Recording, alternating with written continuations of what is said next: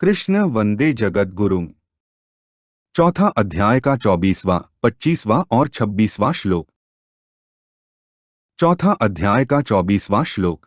ब्रह्मार्पण ब्रह्मविर्ब्रह्माग्नो ब्रह्मणाहुतम ब्रह्मैव तेन गंतव्यं ब्रह्म कर्मसमाधिना। ऊपर कहे गए श्लोकों का अर्थ है, जिस यज्ञ में अर्पण भी ब्रह्मा है, हवि भी ब्रह्मा है और ब्रह्मरूप कर्ता के द्वारा ब्रह्मरूप अग्नि में आहुति देना रूप क्रिया भी ब्रह्मा है, ऐसे यज्ञ को करने वाले जिस मनुष्य की ब्रह्म में ही कर्मसमाधि हो गई है, उसके द्वारा प्राप्त करने योग्य फल भी ब्रह्मा ही है। ब्रह्मार्पण ब्रह्मा हव्यः का अर्थ है, जिस पात्र से अग्नि में आहुति दी जाती है, उस श्रुक श्रुवा आदि को यहाँ अर्पणम पद से कहा गया है। अर्प्यते अनेन इति अर्पणम, उस अर्पण को ब्रह्मा ही माने। तिल जौ घी आदि जिन पदार्थों का हवन किया जाता है, उन हव्य पदार्थों को भी ब्रह्मा ही माने। ब्रह्माग्नो ब्रह्मणा हुतम का अर्थ है, आहुति देने वाला भी ब्रह्मा ही है, जिसमें आहुति दी जा रही है वह अग्नि भी ब्रह्मा ही है और आहुति देना रूप क्रिया भी ब्रह्मा ही है, ऐसा माने।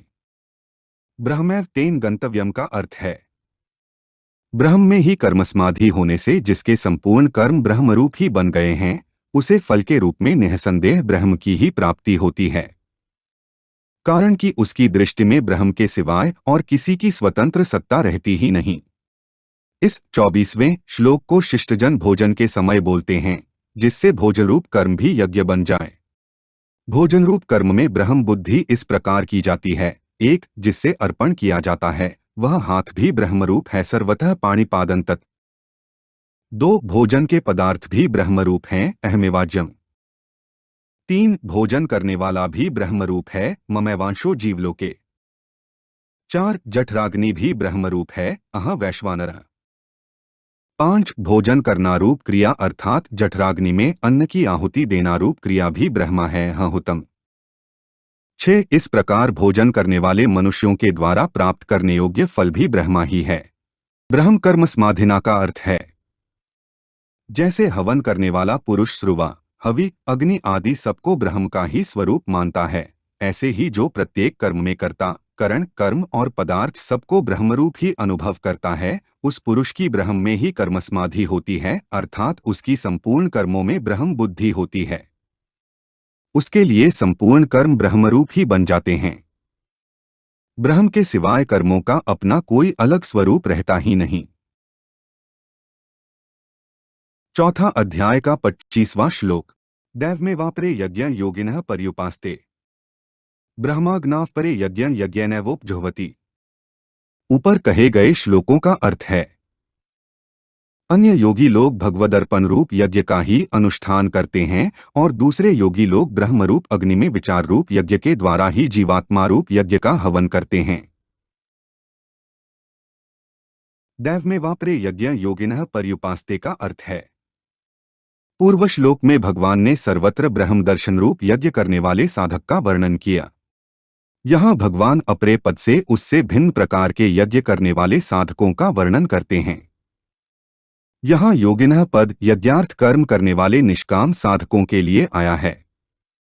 संपूर्ण क्रियाओं तथा पदार्थों को अपना और अपने लिए न मानकर उन्हें केवल भगवान का और भगवान के लिए ही मानना दैवयज्ञ अर्थात भगवदर्पण रूप यज्ञ है। भगवान देवों के भी देव हैं, इसलिए सब कुछ उनके अर्पण कर देने को ही यहाँ दैवयज्ञ कहा गया है। किसी भी क्रिया और पदार्थ में किंचन मात्र भी आसक्ति ममता और कामना न रखकर उन्हें सर्वथा भगवान का मानना ही दैवयज्ञ का भलीभांति अनुष्ठान करना है। ब्रह्माग्नाव परे यज्ञ यज्ञैनैवोपजुह्वति का अर्थ है, इस श्लोक के पूर्वार्ध में बताए गए दैवयज्ञ से भिन्न दूसरे यज्ञ का वर्णन करने के लिए यहाँ अपरे पद आया है। चेतन का जड़ से तादात्म्य होने के कारण ही उसे जीवात्मा कहते हैं। विवेक विचार पूर्वक जड़ से सर्वथा विमुख होकर परमात्मा में लीन हो जाने को यहाँ यज्ञ कहा गया है। लीन होने का तात्पर्य है परमात्म तत्व से भिन्न अपनी स्वतंत्र सत्ता किंचन मात्र न रखना। चौथा अध्याय का 26वां श्लोक। श्रोत्रादीनेन्द्रियाण्यन्ये संयमाग्निषु जुह्वति शब्दादीन विषयानन्य इंद्रियाग्निषु जुह्वति। ऊपर कहे गए श्लोकों का अर्थ है, अन्य योगी लोग श्रोत्रादि समस्त इंद्रियों का संयम रूप अग्नियों में हवन किया करते हैं और दूसरे योगी लोग शब्दादि विषयों का इंद्रिय रूप अग्नियों में हवन किया करते हैं।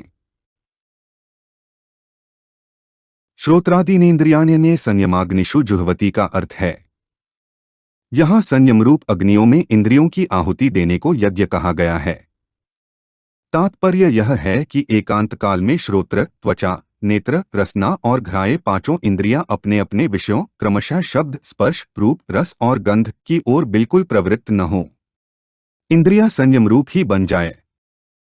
पूरा संयम तभी समझना चाहिए जब इंद्रियां, मन, बुद्धि तथा अहम इन सब में से रागासक्ति का सर्वथा अभाव हो जाए। शब्दादीन विषयानन्य इंद्रियाग्निषु जुह्वति का अर्थ है शब्द, स्पर्श, रूप, रस और गंधे 5 विषय हैं। विषयों का इंद्रिय रूप अग्नियों में हवन करने से वह यज्ञ हो जाता है। तात्पर्य यह है कि व्यवहार काल में विषयों का इंद्रियों से संयोग होते रहने पर भी इंद्रियों में कोई विकार उत्पन्न न हो। इंद्रियां रागद्वेष से रहित हो जाए। इंद्रियों में रागद्वेष उत्पन्न करने की शक्ति विषयों में रहे ही नहीं। इस श्लोक में कहे गए दोनों प्रकार के यज्ञों में रागासक्ति का सर्वथा अभाव होने पर ही सिद्धि, परमात्म प्राप्ति होती है। रागासक्ति को मिटाने के लिए ही 2 प्रकार की प्रक्रिया का यज्ञ रूप से वर्णन किया गया है। पहली प्रक्रिया में साधक एकांत काल में इंद्रियों का संयम करता है। विवेक, विचार, जप, ध्यान आदि से इंद्रियों का संयम होने लगता है। पूरा संयम होने पर जब राग का अभाव हो जाता है तब एकांत काल और व्यवहार काल दोनों में उसकी समान स्थिति रहती है। दूसरी प्रक्रिया में साधक व्यवहार काल में रागद्वेष रहित इंद्रियों से व्यवहार करते हुए मन, बुद्धि और अहम से भी रागद्वेष का अभाव कर देता है। राग का अभाव होने पर व्यवहार काल और एकांत काल दोनों में उसकी समान स्थिति रहती है। हमारे चैनल को सब्सक्राइब करें। अगर यह वीडियो आपको अच्छी लगी तो वीडियो को लाइक करें, वीडियो को अपने दोस्तों के साथ शेयर करें, अपने सुझाव हमें कमेंट करके बताएं। जय श्री कृष्णा।